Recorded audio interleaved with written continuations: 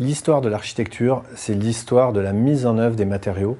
Donc l'homme a commencé en faisant des cabanes avec des branches et des feuilles, puis petit à petit il a construit en pierre, il a construit en terre, ensuite il a découvert l'acier, il a découvert le béton, et on a un peu cette histoire de l'architecture qui suit l'histoire à la fois des matériaux et des savoir-faire.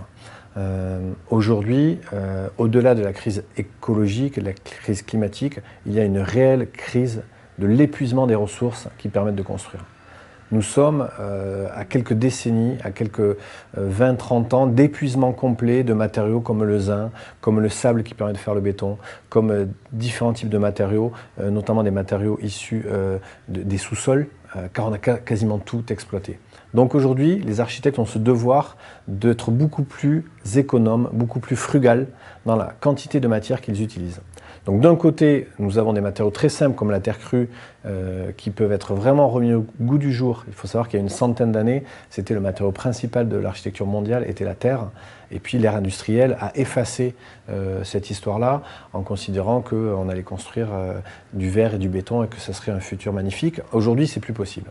Donc ça, c'est la première chose. La deuxième chose, c'est ce que l'on appelle les matériaux biosourcés, qui sont des matériaux issus de la terre, donc qui sont d'origine végétale ou animale, comme le bois, comme par exemple la plume de canard, comme la laine de mouton, comme des choses comme ça, que nous savons régénérer et donc qui, a priori, ne sont pas épuisables si on prend soin des ressources et si on prend soin de l'environnement dans son ensemble. Dans ces nombreuses innovations, aujourd'hui, on explore aussi le fait d'intégrer la matière vivante dans les bâtiments, dans les matériaux et de voir comment on peut créer de nouveaux matériaux. Je pense qu'il ne faut pas avoir peur de ces recherches-là, il faut juste les considérer sous un aspect qui est à la fois technique, économique et d'usage, c'est-à-dire à quoi ça sert. C'est bien beau de faire des façades qui respirent et des bâtiments dits vivants, mais est-ce qu'on est en capacité de construire, de maintenir, d'entretenir ces nouveaux matériaux-là? Donc si vous voulez, les matériaux, c'est un petit peu comme la cuisine, c'est qu'il y a une très très grande diversité de produits, mais il y en a certains qui sont meilleurs que d'autres et il y en a certains où on va se sentir plus à l'aise en les consommant que d'autres. Et donc les matériaux, c'est pareil, c'est un dosage. Il faut qu'on puisse doser entre des matériaux peut-être précieux, mais que nous utilisons en faible quantité, des matériaux généreux dans leur production que nous allons essayer de valoriser, et notamment le réemploi des matériaux. On pourrait dire que plutôt que de mettre à la décharge des bâtiments que l'on déconstruit, on pourrait reconstruire avec ces matériaux-là. Et donc là, on est dans ce qu'on appelle une économie circulaire de la matière, où on donne une seconde vie à des matériaux qui étaient destinés à disparaître. Et en tant que concepteur, on va chercher à les réintégrer dans la ville et dans les bâtiments.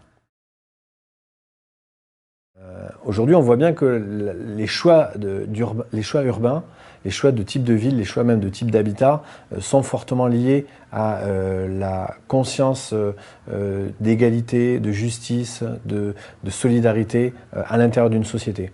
Par exemple, ce qui s'est passé en France sur la métropolisation, de considérer qu'il allait y avoir des grandes villes, Paris, Lyon, Bordeaux, Toulouse, etc., et que le reste, en fait, n'intéressait quasiment personne, mais on voit qu'aujourd'hui, ça ne marche pas. On voit qu'on a abandonné des territoires complets, qu'on a abandonné des régions complètes, qui ont perdu leurs emplois, leurs services publics, leurs modes de transport, le sens même de ce qui fait la vie. Et donc là, on ne peut plus continuer de cette manière-là. Donc on pense que les architectes, les urbanistes, ceux qui ont en charge le fait de penser la façon dont les gens vivent et dont nous vivons ou nous vivrons demain, nous pensons que c'est essentiel de se reconcentrer sur une échelle beaucoup plus large territoriale. Vraiment considérer qu'on ne peut pas avoir d'un côté des villes qui ont tout et des campagnes qui n'en ont plus rien. Donc ça, c'est un véritable défi qui est passionnant. Donc l'opposition ville-campagne, pour nous, c'est une réflexion du XXe siècle. Aujourd'hui, on est au XXIe siècle et on pense qu'on doit dépasser ces clivages de manière très très forte. Dans une société complexe, la conception de l'espace de cette société ou de ces sociétés est également complexe. Aujourd'hui, le métier d'architecte, c'est un métier avec un spectre très très large de questionnements. Le questionnement sur les matériaux, nous en avons parlé, le questionnement sur à qui s'adressent les bâtiments, ce que l'on appelle les usages, qu'est-ce qui va se passer dans ces bâtiments-là, le questionnement sur la pérennité, la durabilité, les consommations énergétiques des bâtiments que nous construisons, on pourrait dire même le désir aussi que vont générer des bâtiments produits, est-ce qu'on aura envie d'y aller ou pas. Donc tout cela Pour pouvoir y répondre, il faut faire appel à un large spectre de compétences, de connaissances.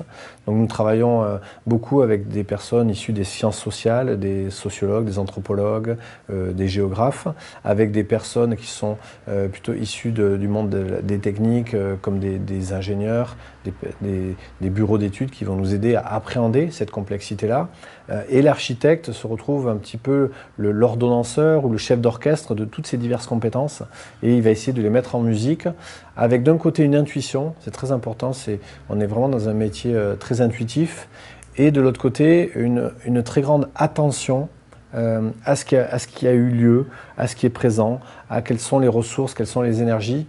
Et donc nous aimons bien aujourd'hui parler de passer d'une logique de l'intention de l'architecte, qui était comme ça, ce penseur qui à partir d'une feuille blanche allait dessiner le futur, à un architecte de l'attention, qui va d'abord regarder ce qui est là, regarder ce qui devrait être là, et va essayer de le faire émerger. Donc c'est vraiment un changement pour nous très important entre là aussi des architectes du siècle passé et peut-être les architectes tels que nous l'imaginons dans le futur.